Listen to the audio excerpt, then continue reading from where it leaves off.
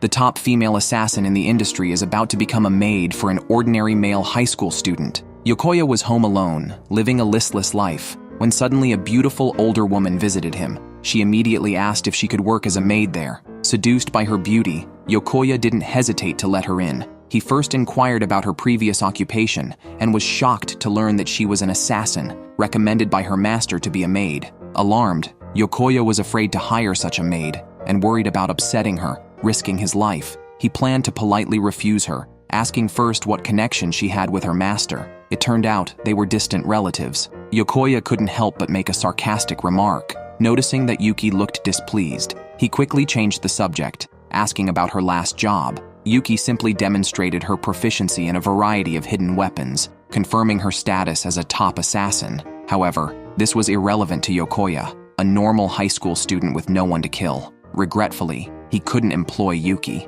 She understood and left with her belongings, while Yokoya felt as if he had narrowly escaped danger. However, he realized she had left something at his place and hurried after her. At that moment, Yuki was feeling lost, unsure of her next steps since she couldn't be a maid for Yokoya as her master had intended. Just then, she heard Yokoya's voice. He was holding a bell, but in his rush, he didn't notice a large truck approaching from the side, nearly sending him to another world. Fortunately, Yuki quickly pushed him out of the way. The intense action left her breathless, marking the first time she had directly saved a life. Her heart couldn't stop racing. Yokoya returned the bell to her, and they said goodbye once more. However, this time, Yokoya felt reluctant to let her go and called out to Yuki, telling her his home needed someone to clean. He hoped she would stay and help. Yuki followed Yokoya back to the large villa, but she was clueless about household chores. She even thought Yokoya meant assassination when he said cleaning. Yokoya quickly showed her around the house, which was cluttered with garbage bags that had been accumulating for a long time.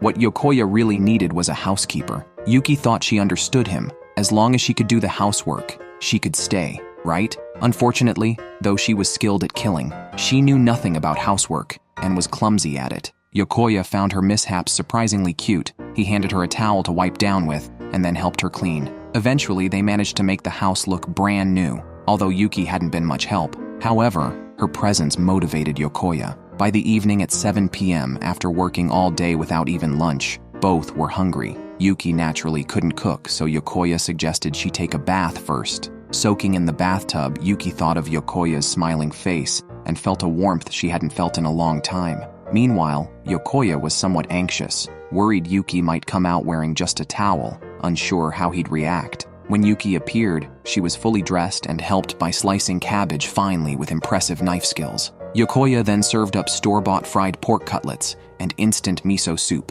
Though all food was the same to Yuki, Yokoya excitedly introduced the cutlets, claiming they would change her perception. They were from a 60-year-old specialty shop, both delicious and affordable, and reportedly a secret favorite of celebrities. However, Yuki remained indifferent, suggesting Yokoya eat it all if he liked it so much. Yokoya couldn't eat alone and split the meal into 2 portions. Then he realized he hadn't asked for the maid's name. Yuki said she had no name, as it changed with the employer's preference. Yokoya, not good at naming, continued to call her Maid. This made Yuki slightly uncomfortable. The two shared the pork cutlet meal, but Yuki failed to meet Yokoya's expectations, still unable to distinguish good from bad tastes as before. However, she felt a warmth she hadn't felt before, both from bathing and eating. While Yuki was bathing, Yokoya had prepared a room for her. In fact, Yuki has a name, her name as an assassin, but for some reason, she didn't want to be called the Cold Woman by Yokoya. Noticing Yuki eating the pork cutlet dry, Yokoya passed her the sauce,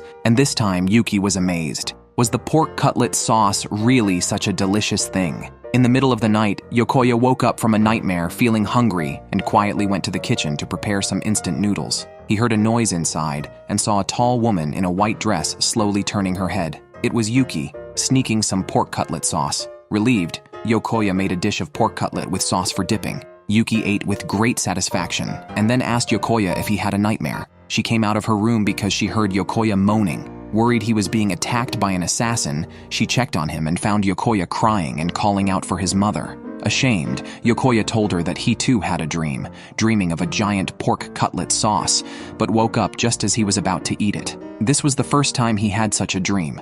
He usually dreamed of killing or being killed. So when she noticed Yokoya had a nightmare, she wanted to comfort him but didn't know how. Little did she know, for Yokoya, hearing these words from the maid was already very satisfying. He often had nightmares as a child, dreaming his mother was leaving with another child, abandoning him. After such nightmares, he couldn't sleep unless he was lying on his mother's lap. Hearing this, Yuki immediately offered her thigh, but Yokoya was so frightened that he quickly refused. The rejected Yuki was immediately overwhelmed by a sense of loss. Seeing this, Yokoya could only muster the courage to lie down on it, and they both felt warmth. The next morning, Yokoya went downstairs and saw that all the trash had been shredded and bagged. Their life had finally started to settle down. However, when he opened the door, he found a small dog abandoned at the doorstep, along with a letter from its previous owner. It explained that they had bought the dog from a pet store thinking it was a Pomeranian, but as it grew bigger, it became too much to handle and was left at the doorstep of a wealthy household. Yokoya was at a loss for words but couldn't ignore the situation, knowing that such a small dog might not survive if left to roam the streets. Yuki, on the other hand, reflected on her own childhood, recalling that no one had ever spoken such words to her. She believed that with a strong desire to survive, anyone could make it through any situation. This was the instinct of an animal. Being saved out of pity could never truly make one strong. Abandonment could still lead to death. Yuki's thoughts were too philosophical, and Yokoya couldn't quite grasp them. He knew that the reason the maid had saved his life the day before wasn't out of pity. Rather, her body had reacted before her mind had a chance to think, a basic human instinct. Yokoya didn't want to argue with Yuki and went back inside with the dog. Unexpectedly, Yuki was afraid of dogs. Nonetheless, she would hold it if it was an order from her master. Yokoya was concerned about her fear and learned that Yuki's master had once thrown her into a mountain filled with fierce wild dogs for training, which left her traumatized. Feeling sympathetic, Yokoya decided it was best not to have Yuki take care of the dog. However, seeing Yokoya so troubled made Yuki feel lost again. Still, Yokoya resolved to adopt the dog, and Yuki decided to face her fears and held the dog. The dog, held by the beautiful lady, showed a mischievous expression and stayed still. Yet Yuki was still scared of its sharp claws, fierce teeth, and piercing eyes, unaware that to most people, the dog looked just like a fluffy marshmallow. At that moment, the puppy suddenly nibbled on Yuki's finger, almost causing her to faint. Yokoya quickly took the puppy, and it switched to another finger to nibble on. It wasn't really biting hard, just itching its teeth. So, Yokoya took the puppy and Yuki to the pet hospital to get the dog a checkup and asked Yuki to help pick out some pet supplies. After the checkup, they could go back home with a leash. Yokoya appreciated Yuki's help, and Yuki found herself touched by Yokoya's kindness. It was the first time someone like him had appeared in her life, making her acutely aware of the distance between them. Until now, Yuki, who had only known how to kill, had learned so much in just a few days from Yokoya. Even if she failed the tasks assigned, Yokoya would not blame her. This left Yuki, who had always been treated like a pawn, feeling lost. She wished she could have met someone like Yokoya earlier in life to know that the world could be warm from a young age. These confessions made Yokoya feel uneasy, and he could tell that Yuki was considering giving up her previous line of work to become an ordinary girl, a thought she had never entertained, or perhaps dared not entertain before. Her world had been filled with killing and being killed, but she realized she could step out of that world and walk into the sunlight. Could she also live in this dazzling, warm world? Moved, Yokoya shared his feelings as well. Initially, when Yuki arrived at his home, he was scared because he had never been close to someone from her background. However, after a few days together, he realized that the maid was actually a wonderful person. This remark brought back long-forgotten memories for Yuki, prompting her to eagerly ask how she could become ordinary. Yokoya told her to accept failure, because failure is normal here, and it's also normal not to get things right the first time. So after returning home, Yuki tried to normally slice cabbage with a kitchen knife. Suddenly, the puppy sprang up, startling Yuki into a defensive stance. But the puppy was just hungry. Yuki fed it, and while she couldn't resist petting the puppy's head, Yokoya walked in. He pinched the puppy's belly and remarked how it felt like mochi, suggesting they name it fried mochi. Yuki thought it was a great name. Yokoya complimented Yuki on her cabbage slicing skills, noting she was getting better at her maid duties. This encouragement made Yuki happy, and she bravely took on the job of caring for the puppy, even though she hadn't completely overcome her fear, but she wanted to believe what Yokoya said. Yokoya, smiling, expressed his trust in Yuki, noting how well-behaved the puppy was when its belly was rubbed, showing a content face, unlike the fierce dogs of the wild. That evening, they made okonomiyaki with pork cutlet sauce. Yuki, still hungry after one plate, asked for another, which Yokoya happily made. reassuring her that wanting more was perfectly normal and she could make more whimsical requests. Yuki then really did ask for something. She wanted Yokoya to give her a name, just like fried mochi. While preparing another okonomiyaki, Yokoya asked about her birthday, which Yuki recalled was in a very cold winter, likely snowy. Yokoya suggested the name Snow Miss, as he loves snow for its beauty and warmth. He explained how snow protects the soil and seeds beneath from freezing in winter, allowing them to sprout anew in spring. From this perspective, snow was keeping them warm. Every word Yokoya spoke resonated deeply with Yuki. The codename Snow no longer haunted her dreams, but became a warm name, all thanks to Yokoya. So, she wanted to continue living with Yokoya. With that thought, she smiled a genuine, heartfelt smile. Yokoya wanted a makeover during the summer vacation, so he asked Yuki to pierce his ears. Yuki aimed the piercing gun at Yokoya's earlobe but ultimately couldn't go through with it. She even mistakenly thought that Yokoya was punishing her. Why else would she pierce her master's ear? Yokoya was speechless and reminded her, "Wasn't your previous job piercing people?" Just then, the doorbell rang. A little girl eagerly shouted for her brother to show her the dog, but was surprised to see a beautiful young woman open the door. Rikoi, Yokoya's sister, first played roughly with the dog and then turned her attention to Yuki, wondering when such a beautiful person had arrived and why her brother hadn't told her. Yokoya explained it was because he was worried their mother would be concerned. Rikoi asked about their father's opinion, who didn't mind his son hiring a maid and thought Yuki was just an ordinary maid since he hadn't visited. Yuki seemed puzzled about their relationship. Staring at Rikoi made her shy. After all, the older sister was too beautiful. Once calm, Rikoi introduced herself and complimented Yuki's name, surprised to learn Yokoya had chosen it. Yuki openly admitted she used to be an assassin. Rikoi wasn't scared, but thought Yuki was incredibly cool and even asked for an autograph on the spot. Yuki was unaccustomed to such treatment and signed her name, though it looked a bit different than expected since she was more skilled in verbal communication, fluent in 12 languages necessary for her global work. She had never practiced calligraphy for work. Rikoi didn't mind and praised Yuki's signature as cute, deciding to make Observing the Beautiful Maid her summer research project, eager to see Yuki's assassin side. In the backyard, Yuki had Rikoi hold an apple on her head and did a backflip, throwing a knife that hit the mark. Excited, Rikoi asked where the knife came from. In front of Yokoya, Yuki lifted her skirt, revealing that she usually carried 16 knives, but now only 5 on Yokoya's orders.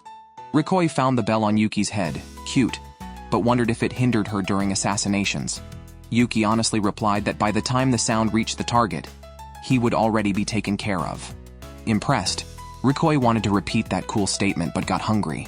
Yuki went to cook for them, showing off her cabbage slicing skills, but that was the extent of her cooking ability. Eventually, Yokoya took them to a family restaurant where they noticed a poster for a summer festival. Interested, Rikoi wanted to check it out. Yokoya also told Yuki about a stall selling sauce-covered rice crackers at the festival, which she couldn't resist. The three then headed out to enjoy the festival together. First, they arrived at the archery range. Rikoi missed her first shot, and surprisingly, Yuki missed as well. After all, she specialized in throwing weapons, not shooting. However, during the goldfish scooping game, Yuki really showed her skills and even taught Rikoi hands-on.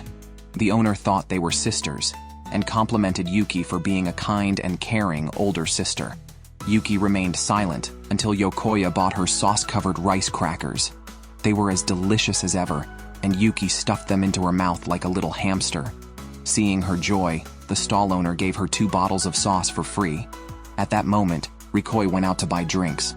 To ensure his sister wouldn't lose them upon returning, Yokoya stayed nearby with Yuki. This was Yuki's first time truly participating in a festival.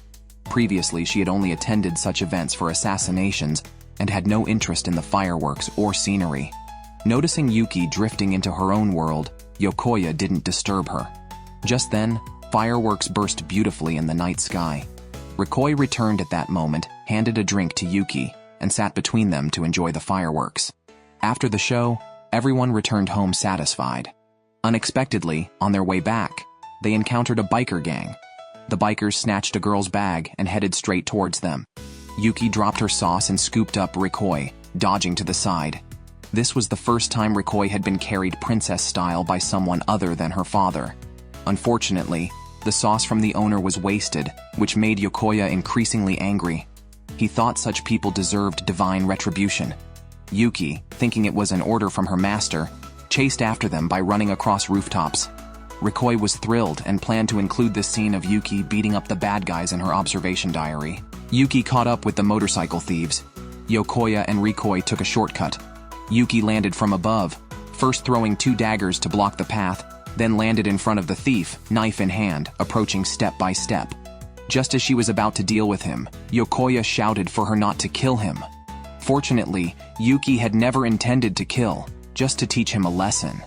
So the 3 went back to buy more sauce-covered rice crackers, and then took Rikoi home. Rikoi felt her observation diary would be very popular. Yuki didn't quite understand these things as she had never attended school. After hearing Rikoi's explanation, she felt a sense of longing. Yokoya, hearing Yuki's soft murmurs, also became curious about how old Yuki was this year. However, he encouraged her to try school and make some friends. As summer vacation ended, Yokoya started the new school term. His close friend eagerly shared gossip about a beautiful maid seen around town. Yokoya pretended to know nothing about it. Another classmate mentioned seeing her in the library. Then, at the start of the class, the teacher announced a new transfer student was joining their class. Yokoya looked up and saw it was their maid. The family maid actually transferred to the same class as the young master. What kind of old-fashioned romance plot is this? Yuki's current identity is Yokoya's cousin, so the teacher directly arranged his seat in front of Yokoya. When the classmates heard Yuki address Yokoya as "Sir," they were all shocked, and Yokoya was petrified until school was out. His sister couldn't wait to see him. Sure enough, all of this was Rikoi's arrangement, intended as a surprise for her brother. Yuki had asked for help with the admission procedures through business connections, enrolling as Yokoya's cousin, a plan devised by Rikoi, thinking the classmates would accept it more easily. By this point, it was too late for Yokoya to resist, though he was actually happy Yuki could enjoy ordinary school life with him. As soon as the lunch bell rang, all the students rushed out because they were eager to grab Katsuta bread. Yuki was curious about this bread, and even more so after hearing Yokoya say it was delicious. It was said to be fried noodles bread topped with plenty of Katsuta sauce. They lingered to talk a bit, likely missing out, but Yuki was confident in her speed, and her master had taught her to secure her target at all costs. She jumped onto the rooftop, scanning from the school's highest point for the canteen's location. Just as Yokoya was about to caution her not to overdo it, Yuki had already dashed off, her expression that of a girl seeing sweets. Yokoya knew he probably couldn't stop her, or rather, no one could stop Yuki in that state. Meanwhile, the first wave of Katsuta's personal guard had already burst out, all deeply drawn by the Katsuta deli. To buy the bread, they trained day and night to improve their speed and burst. Yet, they were no match for Yuki's speed. Yokoya immediately grew anxious, worried about a confrontation at the entrance, but unexpectedly, Yuki had flown out, circled to the back, and was already at the deli entrance while the others were still nowhere in sight. Yuki even had the leisure to dust herself off before walking elegantly into the deli, ordering a bread and a sandwich Yokoya liked. However, the deli only allowed 1 bread per person, so Yuki didn't buy the sandwich, opting for a fried meat patty bread instead.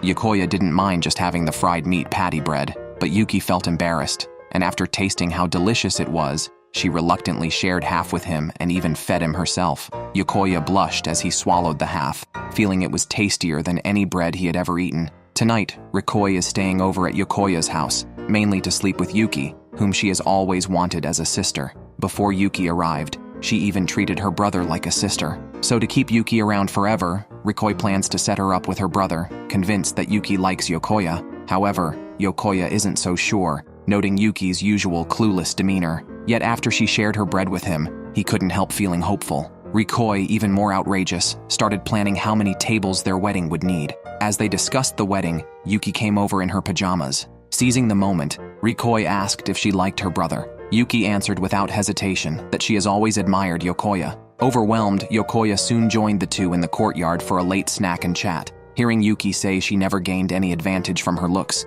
Yokoya felt a pang of sympathy. Yuki then praised Rikoi as especially cute, even without makeup, and recommended trying the fried pork chop sauce, noting its peculiar but tasty effect on fruit. Watching the two enjoy themselves, Yokoya was relieved. Indeed, girls enjoy each other's company the most. Noticing his gaze, Rikoi started to push the idea of marriage to Yuki, telling her she could stay with them forever. As they spoke, Yokoya couldn't help but visualize that scenario, unaware that a black cat was quietly watching them. The next day, Yokoya's Chinese class was about a text on cats. Unfortunately, Yokoya wasn't in the mood to listen and was dozing off when the teacher threw a piece of chalk at him. Yuki, sitting in front, instinctively cut it in half, and the pieces ended up poking Yokoya in both eyes. He rushed to the infirmary to see the school nurse. A new nurse named Nita introduced herself there. Instead of examining Yokoya right away, Nita asked about his relationship with Yuki.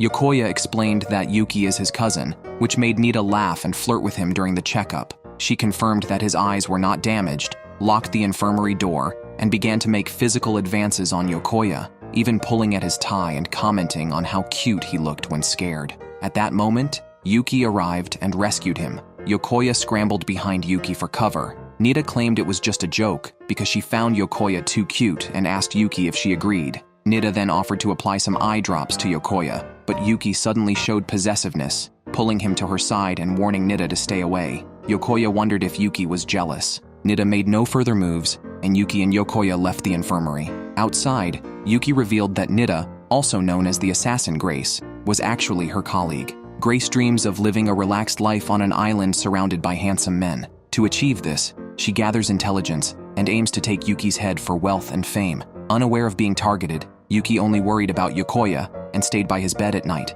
making it hard for him to sleep. Yuki then laid down too, but her intense gaze only made Yokoya more restless and worried about her safety. Yuki told him not to worry. Even if attacked in her sleep, she could handle it single-handedly. Moreover, she doubted anyone would be foolish enough to confront her directly. Yuki suspected that her old enemies might be behind this, so she was prepared to risk her life to protect Yokoya, who had taught her the meaning of warmth. While speaking, she held Yokoya's hand, causing his face to flush. Despite feeling weak, Yokoya didn't want Yuki to leave him. Touched by her heartfelt confession, his body temperature rose. He thought about opening a window, but Yuki stopped him, saying it was too risky and that she should do it herself. Just as she opened the window, they smelled sauce and noticed it near the gate on the wall. That moment of distraction allowed Grace to seize the opportunity and drag Yokoya away. Now it was a race between Yuki's knife and Grace's speed. Hearing this, Yuki instantly turned back into her cold assassin persona, warning Grace to be prepared.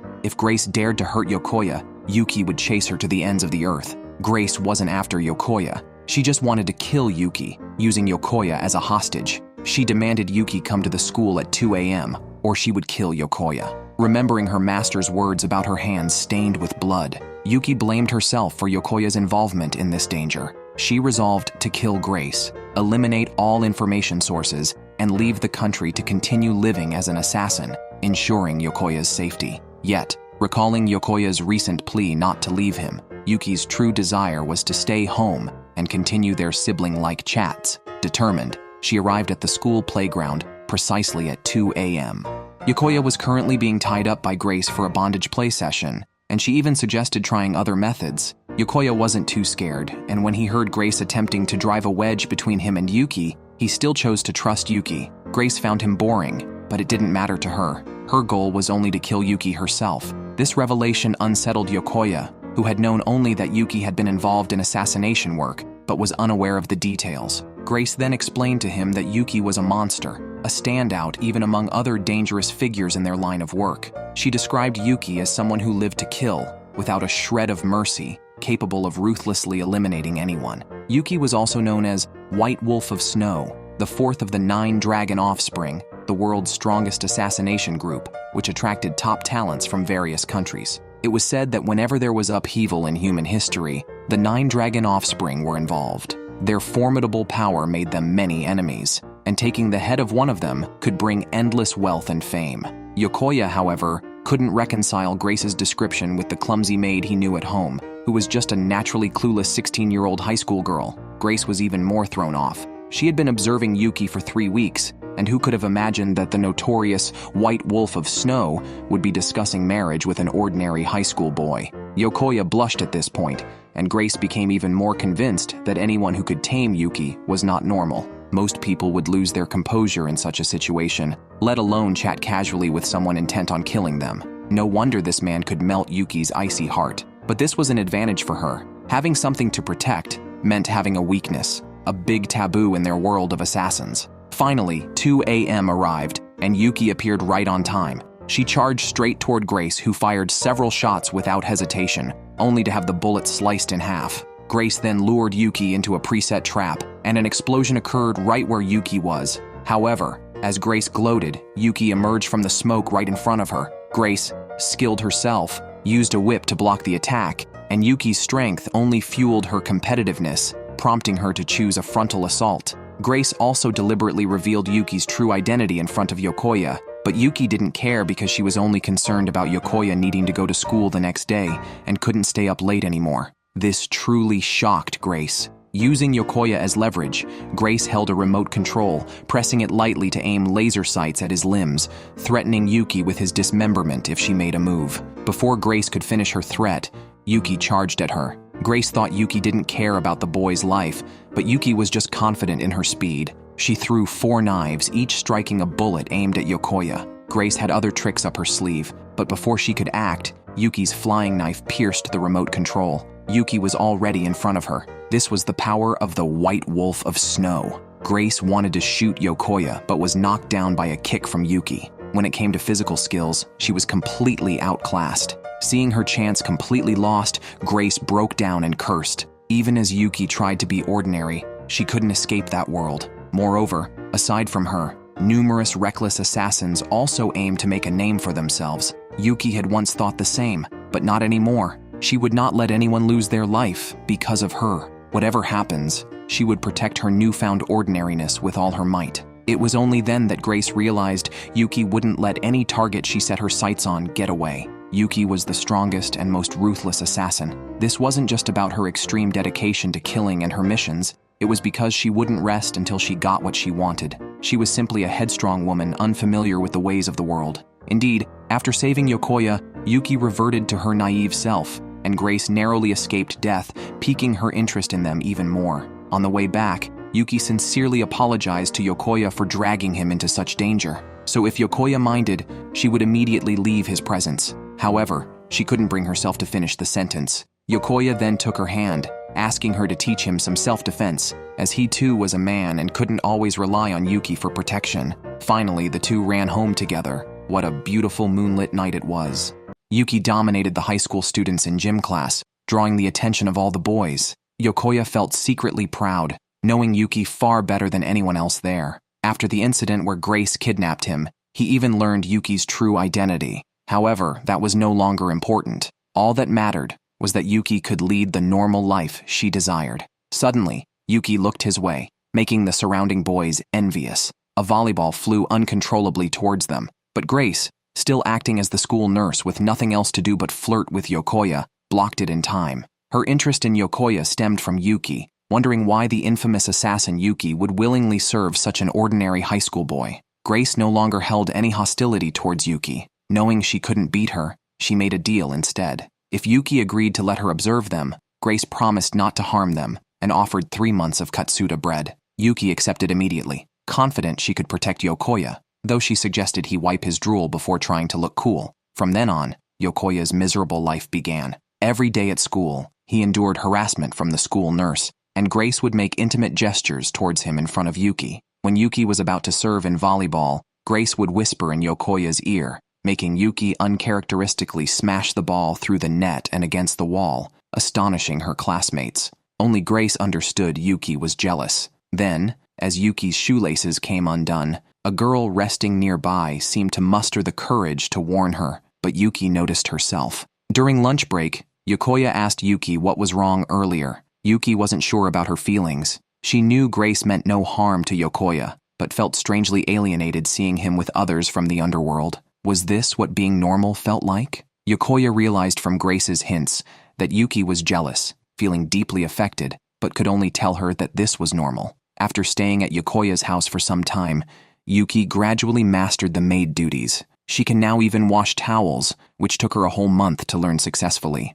They spent a pleasant day, and realizing there was only cabbage left in the fridge, a perfect match with fried foods, Yokoya decided to buy 2 pork cutlets for dinner. The pork cutlets were freshly fried today, but Yuki's attention was entirely captured by the katsuta sauce in the box. Just looking at it made her eyes sparkle, reminding Yokoya of himself as a child watching superhero shows. He reassured her that this was perfectly normal, Soon, their pork cutlets were ready. The old man was about to cut them. His hands were trembling due to age, but the moment he began to slice the pork, his trembling stopped, and his cutting was extremely precise. Yuki, an assassin herself, was impressed and even speculated that this old man might be a fellow assassin, perhaps even a legendary one. The grandmother, not understanding their conversation, learned from Yokoya that Yuki particularly loved their homemade sauce. She told them that she made the sauce herself, instantly becoming a godlike figure in Yuki's eyes. Yuki sincerely thanked her for creating something so delicious.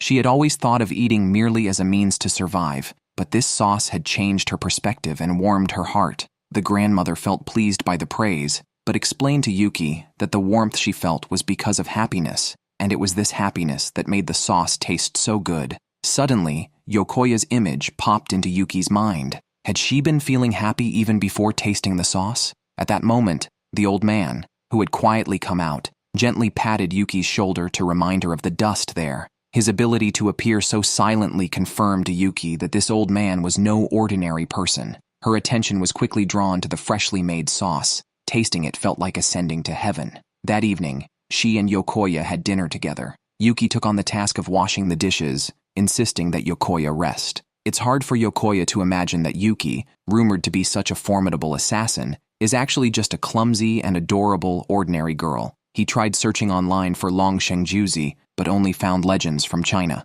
He considered asking Yuki about it, but was worried it might revive painful memories for her. As he pondered this, he fell asleep and dreamt of the last time he saw his mother. Although she said they could meet any time, she only took his sister, leaving Yokoya chasing after them. Waking from his dream, Yokoya found himself crying in Yuki's arms. He accidentally touched her chest while trying to explain his dream about his mother. Yuki, smiling, invited him to rest his head on her lap to give him a motherly feeling. Yokoya quickly refused, and his phone dropped to the floor, landing on a page about Long Shengjuzi. Yuki wasn't surprised at all and explained what she knew, admitting she didn't fully understand what the organization was about. She was brought into it by the master who found her, and she had always just followed her master's orders. She had seen a few members, but hadn't talked much, as her main focus had been on survival, not on others. Yuki admitted she still feels anxious sometimes, wondering if living a happy and ordinary life is just a dream. But seeing Yokoya reminds her that she's learning to be a normal girl, and she might truly become one someday. Yokoya was also happy to hear this, having feared that other assassins might find them and Yuki might leave. But she wanted to stay and live with him. They shared their true feelings, and Yuki confessed that letting Yokoya rest on her lap made her feel genuinely helpful for the first time that night. Yokoya, slightly embarrassed, admitted that his dream wasn't a nightmare, but a dream where a hero, instead of his mother, came to meet him. Yokoya and Yuki's cohabitation continues as usual. Today, Yuki is going to buy groceries. A list of needed items is written in her notebook. While the shopkeeper was packing her groceries, a little girl suddenly ran up to Yuki, complimenting her on her beauty, and asking where she bought her outfit, because such clothes are not typically worn by ordinary people. She thought if she could wear them, she might look as pretty as the older sister. However, Yuki was shocked to hear this. Was her maid outfit not ordinary after all? What did her pursuit of normalcy mean then? So, Yokoya decided to take Yuki shopping for casual clothes on the weekend. Unexpectedly, they ran into Rikoi and Grace on the way. Rikoi came because her brother had told her about it, and she thought she should help choose. Grace had accidentally overheard their plans because she had bugged their house. With the two girls joining, Yokoya didn't have to worry about not finding the right clothes. Rikoi and Grace were meeting for the first time. Hearing their conversation, Rikoi immediately realized that the beautiful older sister was also an assassin. Grace liked cute younger sisters, and, unable to flirt with Yokoya, decided to stick to the little girl. Rikoi was also enchanted by the mature scent of the older sister. Yokoya didn't care anymore, and just wanted to quickly take Yuki to buy clothes. Rikoi recommended a store and picked out clothes she liked. Indeed, Yuki looked very suitable in them, but these were even more flamboyant than her maid outfit. Rikoi took many photos as a keepsake. Then it was Grace's turn. Grace intended to show them what mature adult fashion was. It was indeed very mature, the kind that might make someone want to be whipped harshly. However, Yuki felt these clothes were not suitable for concealing knives. Yokoya didn't want Rikoi and Grace to continue causing trouble, so he took Yuki to an ordinary store. The outfits they chose this time were quite normal. If you ask Yokoya, he liked all of them, but the most suitable for Yuki was definitely something like a white dress. Grace instantly understood this young man's taste. In the end, Yokoya, with a generous gesture, bought all the clothes Yuki had tried on. On their way back, they saw a Halloween sale. Yokoya suggested they pick out their Halloween costumes at this store. The other three agreed readily. While Yokoya and Grace were playing around, Yokoya noticed a poster for a horror movie marathon featuring his favorite series. He suggested they all go see it together. Yuki had never been to the cinema for a movie. Her previous visits were for assassinations. This time, she could enjoy a quiet movie with someone she liked. The zombies on screen were very intense, and Yuki watched without blinking. Suddenly, she jumped in shock as she realized what was happening. After the movie, she muttered about how terrifying zombies were, fearing the undead that couldn't be killed and her lack of experience as a zombie. Yokoya quickly reassured her that it was all fake. After the movie, Yokoya bought his sister some crepes. Yokoya enthusiastically offered some to Yuki, and Grace joined in, offering hers to Yokoya, who firmly refused. A girl with pink hair witnessed this and stared in confusion until a strong man grabbed her, chastising her for not being alert as a descendant of the Dayshadow bloodline should be. The girl apologized to her brother and watched Yokoya and the others leave before following them. Yokoya and the others said goodbye to Grace and then dropped Yokoya off at home. Yuki said she would head back early to prepare dinner, and they parted ways. After they left, Yuki looked at her reflection in a shop window, feeling warm inside. She wouldn't discard her maid outfit, as it was a gift from someone important. Upon returning home, Yuki changed back into her maid outfit. The dog greeted her enthusiastically since they had been out all morning. With many chores to do, Yuki let the dog play by itself. Just as she was about to wash her clothes, thunder roared outside, followed by a power outage, and then noises came from within the house. Yuki suddenly imagined a scene of zombies surrounding her, ready to fight, but it was just the chubby dog causing trouble. Following the sound, she heard the dog whimpering and felt a growing sense of foreboding. Then, a strange creature dripping red liquid appeared. It was just the dog wrapped in a towel. Startled, Yuki accidentally shredded the towel. When Yokoya returned, Yuki honestly confessed and promised to repair the towel. Yokoya wasn't upset, and the dog was happy again. After resolving the issue, Yokoya noticed Yuki had changed back into her maid outfit, thinking she didn't like the clothes they bought that day. Yuki explained that the maid outfit was a precious gift from her master, and the only item connecting her to a deceased loved one. It was also what brought her to this place. Even though the outfit was unusual, she wanted to keep wearing it. Yuki confidently affirmed her choice, finding nothing strange in wearing a maid outfit or a killer being afraid of zombies. For her, liking the maid outfit and fearing zombies were just ordinary feelings. Yuki just needed to be an ordinary girl in her own way. Yokoya was helping her find herself, as no one can define what's normal. Wanting to do what one desires is enough. Now, Yuki wanted to try repairing the towel before dinner, knowing the dog cherished it as much as she valued a bell that symbolized her connection to her distant sister. Yokoya then learned Yuki had a sister, and the bell was the only thing keeping the sisters closely connected.